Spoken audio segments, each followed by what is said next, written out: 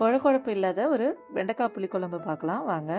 Clean பண்ணி இந்த மாரி தொடச்சி கட் பண்ணி வச்சுக்கோங்க. ஒரு மிக்ஸி ஜார்ல கொஞ்சம் வெங்காயம், தக்காளி, தேங்காய் போட்டு நல்லா பேஸ்ட் பண்ணிக்கோங்க. ஒரு சைடு வாணலில வெண்டைக்காவ வெறுமனே போட்டு ஃப்ரை பண்ணிக்கோங்க. கொஞ்சம் ஈரப்பதம் போனதுக்கப்புறம் கொஞ்சம் ஆயில் போட்டு இந்த இந்த பதத்துக்கு ஃப்ரை பண்ணிக்கோங்க. அதுக்கப்புறம் கொஞ்சம் எண்ணெய் ஊத்தி, கடுகு, உளுத்தப்பருப்பு, வெந்தயம், சீரகம், பூண்டு, வெங்காயம், கருவேப்பிலை போட்டு நல்லா தாளிச்சுக்கோங்க. அரைச்சி வச்ச பேஸ்ட்டை இது கூட ஆட் பண்ணி தாளிச்சுக்கோங்க. இது கூட மஞ்சப்பொடி, வீட்டில் அரைச்ச குழம்பு மிளகாய் தூள் போட்டு தண்ணி தேவையான புளி கரைச்சி ஊற்றி நல்லா கொதிக்க விடுங்க. கொதிச்சதுக்கப்புறம் வறுத்து வச்ச வெண்டைக்காவை இது கூட ஆட் பண்ணிக்கோங்க. உப்பு தேவையான அளவுக்கு ஆட் பண்ணிக்கோங்க. ஆட் பண்ணி மூடி போட்டு ஓப்பன் பண்ணி பாருங்கள். சூப்பராக கொழகொழப்பு இல்லாத ஒரு வெண்டைக்காய் புளிக்குழம்பு ரெடி. நீங்களும் இதை ட்ரை பண்ணி பாருங்கள். தேங்க்யூ.